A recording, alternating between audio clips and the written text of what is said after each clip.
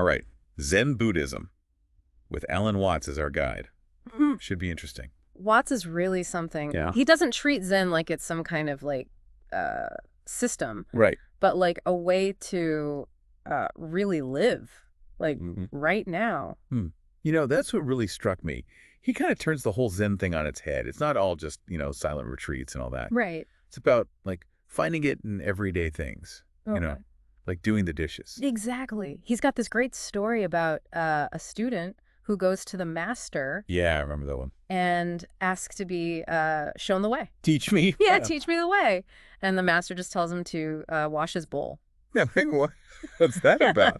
What's the bowl got to do with anything? I know. It's brilliant, though, when you think about it. What Watts is saying is that Zen isn't about, like, searching for something way out there. It's about being totally present. Like, right here, right now, you find the extraordinary, like, within the ordinary. So you're saying any action, even washing dishes, can be, like, spiritual? Yeah. If you approach it the right way, I mean. Yeah. And that's partly why I think Zen caught on so much in the West, especially after World War II. Oh, interesting. People were, like, craving meaning, a fresh perspective. Everyone was tired of dogma, probably. Yeah, exactly. Just wanted to see for themselves without all the baggage. Watts actually calls it, get this, spiritual ophthalmology. Whoa, that's a mouthful. I know, right? But it's a cool idea. He's saying Zen, it helps you see things more clearly, like without the illusions. Okay, I like that. It's like getting rid of your mental cataracts. Like a clear vision of the world. Exactly. So we're seeing clearly, being present, but then Watts says that enlightenment doesn't have to take, like, lifetimes of meditation. Right. He thinks it can be like a sudden thing, an aha moment. Yeah. That changes everything. Kind of radical, right? Yeah, it kind of flips the script on how we think about spiritual growth. He uses all sorts of Zen stories to make this point. He even says all that intense sitting meditation you see now, that's more of a modern thing. Really? Yeah. Earlier forms of Zen were much more integrated into everyday life. So you're telling me I could be just walking down the street and bam, enlightenment. Well, it's not quite like winning the lottery. There's still, you have to be receptive to it. But yeah, it can be a lot more immediate than we think. Wow. Okay. Got to be ready for that aha. Hey. But ready for what exactly? Watts ties Zen to this Hindu idea, Tatvam Asi, that art thou. Like the self is the ultimate reality. But what does that even mean? That's pretty abstract stuff. It is, yeah. But what Watts is getting at is that the self, it's not the little ego self we usually think about. It's more like the ground of being where everything comes from, Sort of like waves in this ocean of self. I like that, yeah. And then he goes even further, saying existence is like a divine game, the self playing hide and seek with itself, over eons even. Hold on, a cosmic game of hide and seek. Yeah, sounds kind of crazy, right? It's like Dr. Seuss or something. But so that's connected to the Hindu idea of cyclical time. Exactly, the Kaltas. Right. Those. And my brain can barely handle that. It's a lot. But this game idea, I'm kind of intrigued. Isn't play supposed to be, like, frivolous? How can something so vast and serious be a game? That's where Watts flips things again. He says true play, it's like Zen. It's done for its own sake, No goal. Like, remember being a kid, totally absorbed in playing. You weren't trying to achieve anything. Just pure joy. That's what he's talking about. So if we're too focused on, like, achieving enlightenment, we're missing the point. Totally. Like taking the fun out of the game. All right, so letting go, embracing the moment, seeing it all as a game. But how do we do that? It sounds great, but how do I actually apply this? Well, that's where the guru comes in, but not in the way you might think. Watts describes the guru as like a skilled trickster, someone who shakes you out of your usual patterns. A trickster, like playing pranks on us? What kind of tricks are we talking about? It's like, when you're stuck making a decision, you just go back and forth in your head, weighing everything endlessly. Oh, yeah, all the time. So Zen, it has this practice called mochu, which means like going straight ahead. Mochu? Yeah. It's about having a mind that's not sticky. You move through those doubts without getting bogged down. So just go with your gut, even if it feels risky. It's not about being reckless. It's more like you develop this clear sense of what needs to be done, without overthinking it. Okay. Watts compares it to like a wheel turning smoothly on its axle, no resistance. I kind of get it, but how do you get that kind of mind? It's easy to say don't overthink, but what if I make the wrong choice? Well, there are ways to train for it. Zen masters use these unexpected questions. You have to respond immediately without thinking. Like what? Give me an example. Okay, imagine this. A Zen master asks his student, when water goes down the drain, does it spin clockwise or counterclockwise? Whoa, that's a tough one. I'd be trying to picture the sink, like what direction the water's going. Exactly. But the master isn't looking for the right answer. He's trying to disrupt the student's usual way of thinking. So you get to a deeper intuition. Yeah, exactly. Out of your head and into the moment. It's like a mental workout almost. Yeah. For spontaneity. Right. And it goes beyond just quick answers. It's also being okay with silence, with not knowing. We don't like that much, do we? No, we always want to figure things out. But Watt says all that thinking, it just creates more suffering. Really? Yeah, it's like talking about talking, thinking about thinking. It creates this illusion of a separate thinker, and that's where the trouble starts. So we have to step back from the thinking. Right. And that's where things like meditation come in, cultivating a different kind of awareness, what they call mushin in Zen. Mush, was that like no mind? That sounds kind of scary, honestly. Like walking around like a zombie. No, it's not like that. It's not about emptying your mind completely. It's about not being fixated on those thoughts. Watts describes it as recognizing thoughts like waves on the ocean. They just arise and pass. There's no need to control them. So you just observe them. Exactly. Without getting swept away. Like watching clouds drift by instead of getting caught in the storm. That's a good image. Yeah, and that peacefulness, that's a key part of Zen. Letting go. Yeah. No resistance. Right. This makes me think about detachment. Watts talks about that a lot. But it's not about becoming, like, cold and emotionless, is it?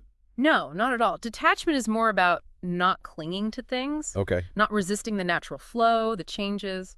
So embracing impermanence, like knowing nothing lasts forever, good or bad. Relationships, too, even. Exactly. Watts has this perfect analogy. He says, there's nothing in terms of form that you can really grasp.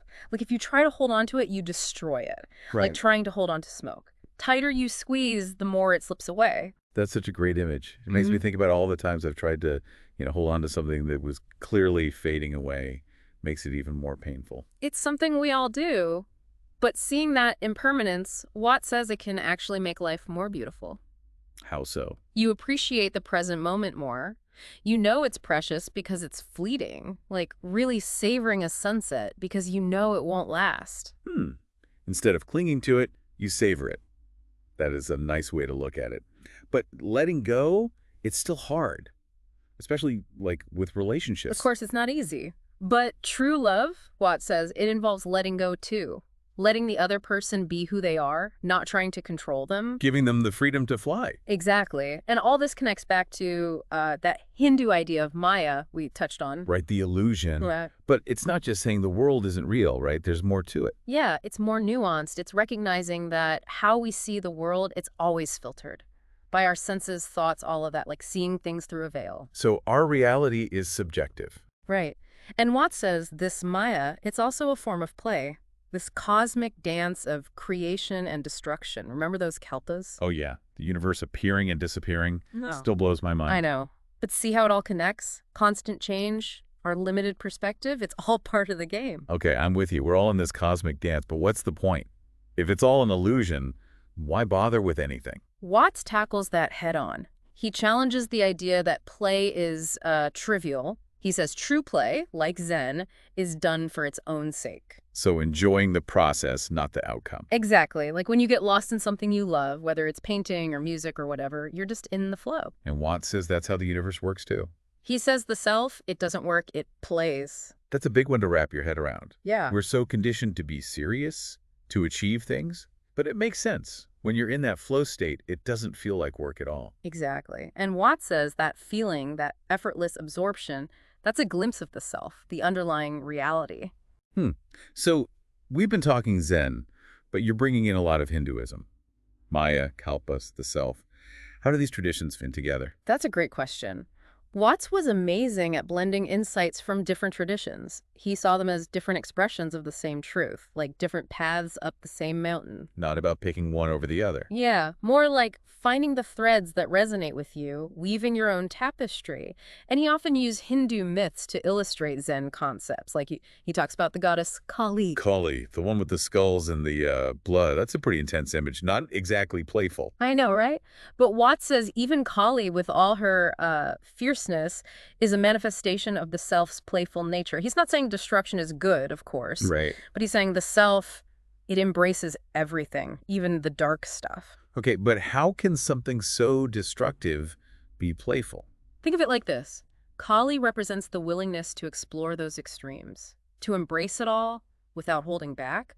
She's a symbol of that constant cycle, creation and destruction. So even the scary stuff, it's part of the cosmic dance. Exactly. And remember, Kali's not just about destruction. She's also a protector, a mother goddess. She represents a fierce, uncompromising love, the kind that destroys anything that blocks our liberation. Wow. Makes me think about how we always try to avoid the darkness in life. The fear, the pain, the loss. We want to pretend it's not there. It's a natural human response. But Watts suggests that by facing those shadows, like meditating on Kali, we can actually find freedom. Not seeking out suffering, of course, but by acknowledging it, by acknowledging impermanence, we can transcend it. So facing our fears head on, that's scary, but also kind of exciting. Like if we can face death, what else is there to be afraid of? Exactly. But remember, this isn't something to take lightly. It takes courage, compassion, a willingness to surrender. But through that, we discover our true strength. That's powerful stuff. So we don't have to be afraid of the dark. We can learn from it, grow from it, and ultimately transcend it. That's the heart of Zen, embracing the fullness of life, all of it, recognizing it's all a manifestation of the self. This is all so profound. But I'm also wondering about how we access this wisdom, this playful energy. You talked about the guru, but he's not like some all-knowing savior, right? Exactly. He's more like a trickster figure, Right. someone who uses unconventional methods to wake us up. I love that. The guru as a trickster. Right. Like they're playing a cosmic joke on us, trying to get us to see the light. That's a great way to put it. And Watt says these tricks can be anything, really. Challenging questions, paradoxes, even absurd actions. Remember the story about the goose in the bottle? Oh, yeah, the one where the master tricks the officer. He says, there, it's out. But the goose was never really in the bottle. Exactly. It's a perfect example of how they use humor, absurdity, to break through our mental patterns, to help us see things in a new way. So it's not about following a set of rules. It's about being open to the unexpected, to a whole different way of seeing things. Exactly. And Watts shares lots of these stories about how Zen masters use these unconventional methods to teach, like the one where the master hits his student with a stick for no reason. Yeah. And the student, in that moment of shock and pain, has a sudden awakening. There's another one about a master who sends his student on a wild goose chase to find a true man in the marketplace. These stories are amazing. It's like they're playing cosmic chess with us, using these crazy moves to help us see the truth. That's it. And Watt says that's what the guru does. They help us see through our own mental constructs, the limitations we put on ourselves, to recognize that freedom is already here. So it's more about unlearning than learning, right? Deconstructing all the false beliefs that keep us trapped. Exactly. Watt says it's about coming off it, letting go of those rigid ideas about who we are, what's possible. This is all starting to make so much sense. But what about those of us who don't have a guru? Can we practice Zen on our own without a teacher? Is it even a good idea? That's a common question, and there's no easy answer. Watts acknowledges the value of a teacher, but he also says that the real source of wisdom is inside each of us. He often quotes that Zen saying, if you meet the Buddha on the road, kill him. Kill the Buddha. That's intense. It's a metaphor, of course. Right. It means we shouldn't cling to any external authority, even the Buddha himself. The true Buddha, the awakened nature, is within us. So the guru can point us in the right direction, but we have to do the work ourselves. Exactly. Like learning to ride a bike. Someone can hold you up at first, but eventually you have to let go and find your own balance. I like that. So what can we do to tap into that inner wisdom? Watts suggests practices like zazen, pranayama, and mindful living. These can help us awaken to the self that's always present. He encourages us to be our own gurus, to trust our inner compass, to keep exploring and questioning. Okay, I'm starting to get a sense of the journey. But what does it mean to be truly enlightened? What does that actually look like? That's the big question, right? And Watts says it's not about reaching some final destination, a state of perfection. Okay. It's more about an ongoing process of waking up, seeing through those illusions, recognizing our true nature. So it's not a finish line. It's more like Yep. a journey. Exactly. Yeah. And Watts says this awakening can manifest in all sorts of ways. Big insights, subtle shifts in perspective, even just appreciating the beauty of a flower in a new way. It's like that Zen saying, before enlightenment, chop wood, carry water. After enlightenment, chop wood, carry water. Exactly. It's about finding that peace and freedom within the ordinary, within those everyday tasks. So enlightenment isn't about changing what we do, but how we do it, bringing that awareness to everything. Yes. And Watts says this way of being isn't some distant ideal. It's available right now. It's about waking up to this very moment. This is all so profound, but are there any signs that someone's on the path to enlightenment? Like, how do we know if we're headed in the right direction? Watts warns against getting caught up in looking for signs or measuring our progress.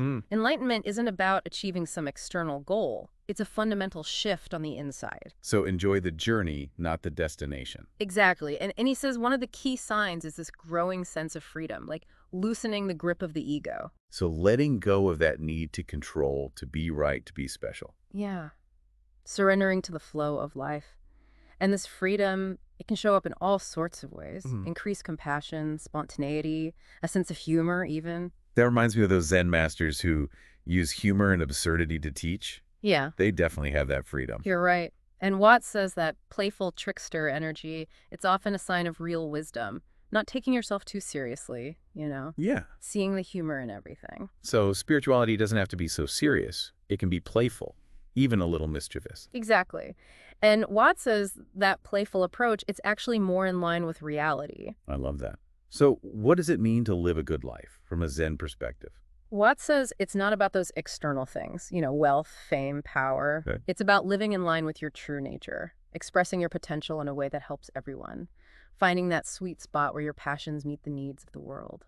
So not what we accomplish, but how we live. Yeah. Cultivating inner peace, wisdom, and letting that flow outward. And he says it's not about withdrawing from the world. It's about engaging fully, embracing the joys and sorrows, finding freedom within the flow of experience. It's like walking Zen, finding enlightenment in every action, every moment. Exactly. And Watts says living a good life is about bringing that mindfulness, that clarity to every aspect of your being. To everything we do. Yeah. Finding the sacred in the ordinary, recognizing that it's all connected. It's like seeing the divine spark in everything and treating every encounter as a sacred opportunity. Beautifully said. And that way of living, it naturally leads to gratitude, a deep appreciation for life, for the interconnectedness of it all. You start to see the world as this miraculous tapestry woven together by love and wisdom. This is so inspiring. But what about suffering? We can't ignore that. We've talked about change, loss, all that. How does Zen help us deal with the hard stuff? That's the big question, right? And Watts's perspective on suffering, it's unique. He says suffering isn't something to avoid or deny. It's part of the human experience. It comes from our attachment to things that are always changing. So it's not about escaping suffering, but changing how we relate to it. Exactly. He says that by cultivating mindfulness and detachment, we can actually see suffering as a teacher. A teacher. Yeah. It's through those challenges that we grow, we learn, we become stronger. It's like that smoke analogy. You can't grasp it. You just have to let it be. Exactly. And he says we can do that with suffering too. By letting go of our resistance to pain, we can understand it better, see its causes, and ultimately find freedom from it. So accepting it not as something happening to us, but as part of life. Exactly. And that acceptance, it's not about being passive. It's about understanding that everything changes, even our suffering. So by resisting it, we actually make it worse. Right. But when we accept it, we create space for healing, for transformation. We can learn and grow from it, Yeah. not be consumed by it. And Watts reminds us that transformation, it's not always easy. It can be painful, challenging. But it's also a chance to awaken to a deeper wisdom, compassion. We discover our strength through struggle. Yes. And we emerge stronger, wiser, more compassionate. So Zen offers a path to liberation, not just from suffering, but from the limitations of our own minds, from the illusions that keep us trapped. It's liberating, but I'm still curious about the big mystery, the self, that ground of being. What does Zen say about that? That's the ultimate question, isn't it? And Watts says the self, it can't be grasped by the mind. It's beyond all our concepts, our words, our So descriptions. we can't really describe it. Not in the usual way, but Watts says that doesn't mean it's unknowable. We just can't know it through our senses or intellect. We have to experience it directly. Okay, but how? If we can't think our way to enlightenment, what else can we do? Watts says it's about direct experience, a profound shift in consciousness that goes beyond the ego. It's about letting go of all those attachments to our thoughts, beliefs, identities, and like merging with that vast ocean of consciousness, the one that's underneath everything. You know, that makes me think about those aha moments, those sudden awakenings we talked about. They completely change how you see things. Exactly. And Watts says we can't force those, they just happen. Yeah. When we least expect it. It's like you plant the seed, you nurture it, and then you just have to trust that it'll blossom when it's ready. So we create the conditions: mindfulness, detachment, compassion. And then we surrender to the mystery. Let the self reveal itself. That's it. And Watts reminds us it's a lifelong journey, this self-discovery. We keep deepening our understanding, expanding our awareness. It's not about the destination, it's about enjoying the ride. This deep dive has been amazing. Zen philosophy, practical techniques, right action, compassion, love, the self. So much. I feel inspired, but also, what's next? How do I keep exploring this? How do I actually live Zen? Watts would say, just keep practicing, keep cultivating that mindfulness moment by moment. Make it a way of life, not just a set of ideas. So not running off to a monastery. Not necessarily. He says Zen can be practiced anywhere, anytime, in anything. It's about bringing that mindfulness to everything you do. Like Zen is your everyday mind. Exactly. And by doing that, you start to transform the ordinary into the extraordinary. You see the world differently. You experience that deeper peace, joy, connection. So finding Zen in the everyday, the simple things, realizing that enlightenment isn't way out there, it's right here, right now. That's it. It's not about escaping the world. It's about finding freedom within it.